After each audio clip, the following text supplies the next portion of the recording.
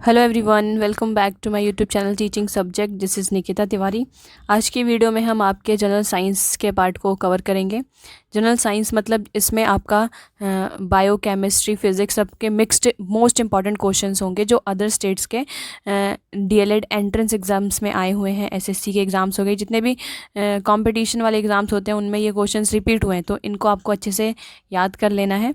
रोज़ हम वीडियो लेके आएंगे साइंस की, और जितना भी 117 पेजेस की पीडीएफ है तो इसको पूरा कवर करेंगे।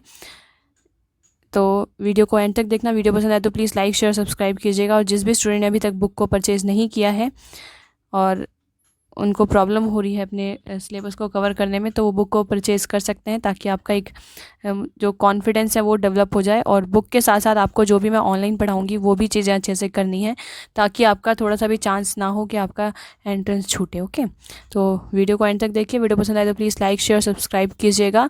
और लाइक करो, ज़्यादा ज़्यादा शेयर करो, ताकि मुझे भी मोटिवेशन मिले और मैं आपके लिए ऐसे ही एजुकेशनल वीडियोज़ लाती रहूँ टाइम के साथ। ओके, सबसे पहले आपका यहाँ साइंस का हम स्टार्ट करते हैं। फर्स्ट क्वेश्चन है आपका स्क्रीन पे कि बैक्टीरिया में पाए जाने वाले प्रकाश संश्लेषी आशय क्या कहलाता है? तो इसको वर्ण किल्वक कहते हैं। क्या कहते हैं? वर्ण किल्वक। नेक्स्ट है, यदि एक जीवाणु कोशिका प्रति 20 मिनट में विभाजित होती है तो 2 घंटे में कितने जीवाणु होंगे बन जाएंगे? तो वो लगभग 64 के आसपास जीवाणु बन जाएंगे। नेक्स्ट क्वेश्चन है कि नाइट्रोजन यौगिकीकरण में कौन सी फसल सहायक होती है?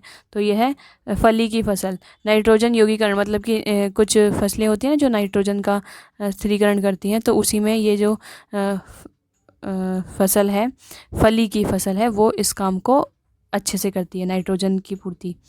फिर है, नाइट्रोजन स्थिरीकरण में लेग हीमोग्लोबिन का क्या कार्य है? तो लेग हीमोग्लोबिन क्या करता है? ऑक्सीजन का अवशोषण करता है। ऑक्सीजन का अवशोषण करने का काम करता है लेग हीमोग्लोबिन।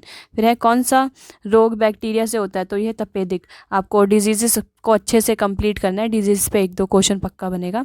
ठीक है, तो कौन सा रोग बैक्टीरिया से होता है? वो है तपेदिक रोग होता है। नेक्स्ट है, मृदा की धान की पैदावार बढ़ाने वाला मुक्त जीवी जीवाणु कौन सा है? तो एनाबीना है। इंपॉर्टेंट है, एनाबीना है जो मृदा की धान की पैदावार बढ़ाने वाला मुक्त जीवी जीवाणु है, हेल्प करता है ये। फिर है, प्रशीतन खाद्य परिरक्षण में मदद करता है जैव रासायनिक अभिक्रिया की दर को कम करने में। मतलब प्रशीतन तन मतलब होता है कि फ्रीज में हम कोई भी सामान रखते हैं तो क्या होता है, वो खाने को जो है ख़राब होने से रोक देता है।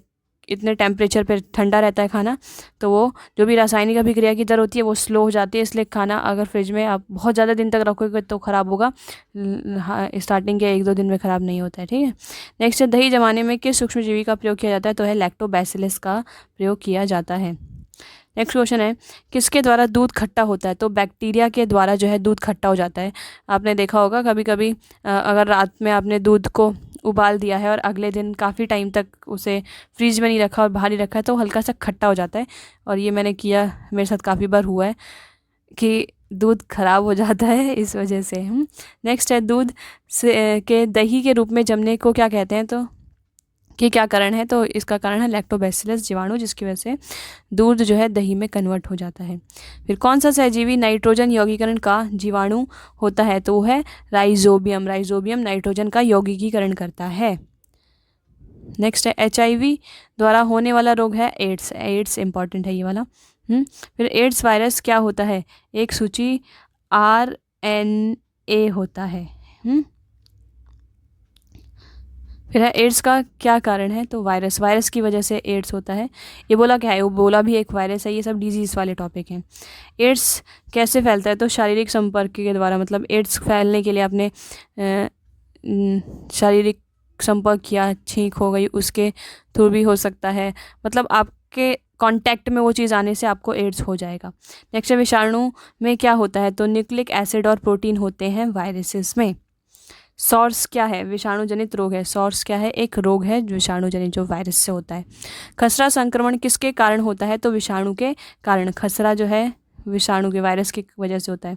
फिर कौन सा रोग विषाणु के कारण होता है? तो चेचक रोग। आपको ये याद करना है कि वायरस से कौन सा होता है, ठीक है, जीवाणु से कौन से होते हैं, ये सब याद करने होंगे कि कौन किस चीज़ से कौन से रोग होते हैं और उसके क्या लक्षण होते हैं, ऐसे हल्का हल्का। फिर जंतुओं में होने वाली फूट एंड माउथ रोग किसके कारण होता है? तो वायरस के कारण होता है। जानवरों के अंदर होता है ये, जैसे गाय हो गई, भैंस हो गई, उसके अंदर। शैवाल विज्ञान किसका अध्ययन करता है? शैवाल का, अब इसके नाम से ही पता चल रहा है। नेक्स्ट है, कौन सा एक जीव चावल की फसल के लिए जैव उर्वरक का कार्य करता है? तो नीलहरित शैवाल। ये सारे क्वेश्चन ना प्रीवियस ईयर आए हुए हैं, इसलिए आपको ये अच्छे से पढ़ने हैं। तो ये कौन है? जैव उर्वरक का कार्य करता है नीलहरित शैवाल। फिर एगार किससे तैयार होता है? तो शैवाल से। एगार किससे तैयार होता है? शैवाल से। वनस्पति जगत के गैर हरित विषम पोषी पौधे कौन होते हैं? तो ये होते हैं फंजाई। नेक्स्ट है, पेनिसिलिन की खोज किस वैज्ञानिक ने की थी? तो अलेक्जेंडर फ्लेमिंग ने। विस्तृत स्पेक्ट्रम प्रतिजैविक किससे उत्पन्न होते हैं? तो यह है स्टेप्टोमाइसिस से। सामान्य खाद्य छत्रक क्या होता है? कस कर ठसाठस भरे कवक जाल। सामान्य खाद्य छत्रक ये जो होते हैं ना, मशरूम, उसको बोलते हैं। मशरूम क्या है? एक कवक है। मशरूम क्या है? एक कवक है। यहाँ बोलता ना, ये कवक है। नेक्स्ट क्वेश्चन है आपका, प्रथम वियुक्त प्रतिजैविक कौन सा है? तो वह पेनिसिलिन है। एथलीट फुट नामक रोग किससे उत्पन्न होता है? तो यह कवक से। नेक्स्ट है, कौन एक कवक एवं उच्च पादप की जड़ों के बीच उपयोगी कार्यात्मक संबंध को दर्शाता है? तो यह माइकोराइजा। एफ्लाविश किससे बनता है? तो कवक से बनता है। एफ्लाविश किससे बनता है? कवक से। लाइकेन जो एक नग्न चट्टान पर भी परिस्थिति अनुक्रम को प्रारंभ करने में सक्षम है, वास्तव में किसके सहजीवी साहचर्य होते हैं? तो शैवाल और कवक का सहजीवी साहचर्य होता है। किसका? शैवाल और कवक का। शैवाल और कवक के फ्रेंडशिप को बोलते हैं लाइकेन। पौधा होता है एक। नेक्स्ट है, कौन SO2 प्रदूषण का सर्वोत्तम सूचक है? तो वो है लाइकेन। नेक्स्ट, लिटमस किस में से निकाला जाता है? तो लाइकेन से। लाइकेन से लिटमस पेपर को निकाला जाता है। वो बताता है ना कि कौन सा अम्ल है, क्षार है, वो बताता है लिटमस पेपर। तो वो लाइकेन से बनता है। लाइकेन में कवक और शैवाल के मध्य सहजीवी संबंध क्या कहलाता है? हेलोटिज्म। हेलोटिज्म कहलाता है। चट्टानी स्तरों पर लाइकेन का विकास को क्या कहते हैं? तो इसे कहते हैं सेक्सिकोल्स। सेक्सिकोल्स। नेक्स्ट है, जलीय फर्न जिसे जैव उर्वरक के रूप में प्रयुक्त किया जाता है उसे क्या कहते हैं? तो उसे एजोला कहते हैं। ये सब उर्वरक हैं। आपके में था ना उर्वरक वाला भी टॉपिक है, तो उस वजह से उसका ये आएगा उसमें। कौन एक जीवित जीवाश्म कहलाता है? तो जिनकगो। विषाणु क्या है? अकोशिकीय। वायरसेस क्या होते हैं? वायरस होते हैं अकोशिकीय, उनकी कोशिका नहीं होती। तेल प्रदूषण के नियंत्रण में प्रयुक्त होने वाला सुपर बग क्या है? जीवाणु विकृति। जीवाणु विकृति है ये। कौन प्रदूषण संकेतक पौधा है? तो है लाइकेन, बताता है कि पॉल्यूशन हो रहा है। किसे जैविक खाद के रूप में प्रयुक्त किया जाता है? तो एजोला को जैविक खाद के रूप में प्रयोग किया जाता है। पान की लता में बनने वाली जड़ कौन सी है? तो आरोही जड़। आरोही जड़ है। पत्ता गोभी खाद्य पदार्थ का संग्रह कहाँ करता है? तो पत्तियों में। पत्ता गोभी खाद मतलब पत्ता गोभी जो होता है उसमें खाने का पार्ट कौन सा है? वो पत्तियों में। पत्ता गोभी देखा है ना, पत्ता ही पत्ता होता है उसमें पूरा, वही तो खाने वाला पार्ट उसका पत्तियाँ ही हैं। कौन तने का रूपांतरण नहीं है? शकरकंद। शकरकंद तने का रूपांतरण नहीं है, शकरकंद जड़ होता है। फिर कौन सी फसल तना है? अदरक। अदरक जो है तना है। प्याज में खाद्य भाग कौन सा होता है? तना।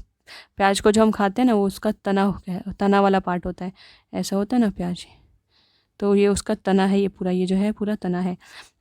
तो इस वीडियो में इतने ही क्वेश्चंस करेंगे। लगभग 8-9 मिनट की वीडियो हो गई है। वीडियो कैसी लगी प्लीज़ लाइक शेयर सब्सक्राइब करके बताइएगा। और जिसने बुक परचेज़ नहीं किया वो कर सकता है 150 रुपीज़ में, ताकि आपकी जो तैयारी है उसको थोड़ा एक बूस्टअप मिले और आप जल्दी से अच्छा स्कोर कर पाएँ अपने एंट्रेंस एग्ज़ाम में।